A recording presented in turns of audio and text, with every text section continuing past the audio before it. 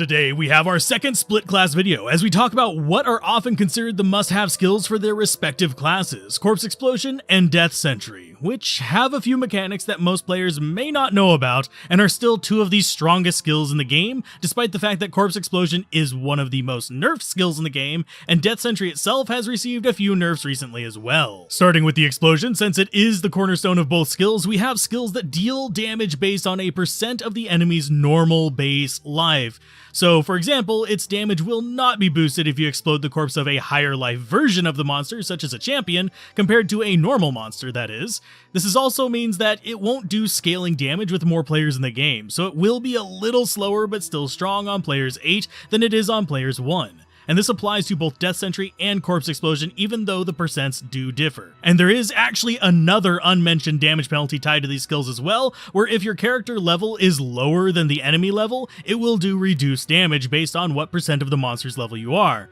So for example, if you're level 60 and a corpse explode a level 80 monster, your explosion will only do about 75% of the damage it would normally deal due to the level difference. Beyond that, we have a few quirks to keep in mind as well, such as how the fire damage radius and the physical damage radius are calculated separately, and while they match up on odd levels for both skills, the fire radius is actually slightly higher on even numbered levels, which will rarely be an issue, but is the reason why some people have issues regarding enemies at the edge of the skill's range when dealing with immunities. And the last little bit about the Explosion to remember is how it's treated by plus fire skills, fire damage boosters, and minus enemy fire resist effects. Starting with fire skills, Corpse Explosion itself is considered a fire skill, while DSentry is not, so only Corpse Explosion gets a boost from stuff like Mage Fist. Now, plus percent fire damage, like what you find on Rainbow Facets or with Fire Mastery, do not work on either of them, so the only way to increase the fire or physical damage above base is by reducing the enemy resistances through things like Conviction, Lower Resist, Amplify Damage, etc. Now, for the Necromancer Corpse Explosion, that's going to be about it, since regardless of level, it will deal 70 to 120% of the enemy's base life as damage, with half of it being physical and the other half being fire.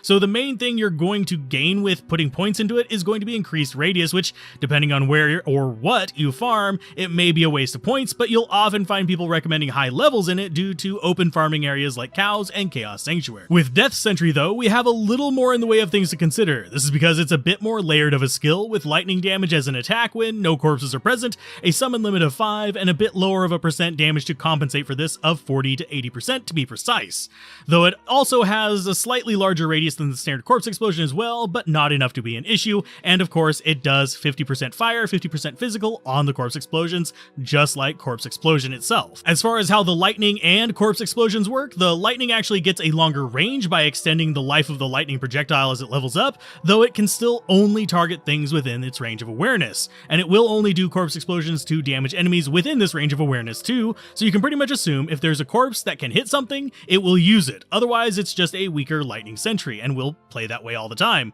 especially with 2.4 lowering its synergy potential as a pseudo nerf, so it can't really backfeed as many benefits to the skills that you use alongside it. Overall, both of these skills are still exceptionally strong and are staples of pretty much every build in their class for a reason, especially considering how few points they need to be effective. So do you enjoy using them, or do you prefer avoiding these somewhat overplayed skills? Mention it down below, and as always, a special thanks to the patrons, channel members, and Twitch subs that make this content possible.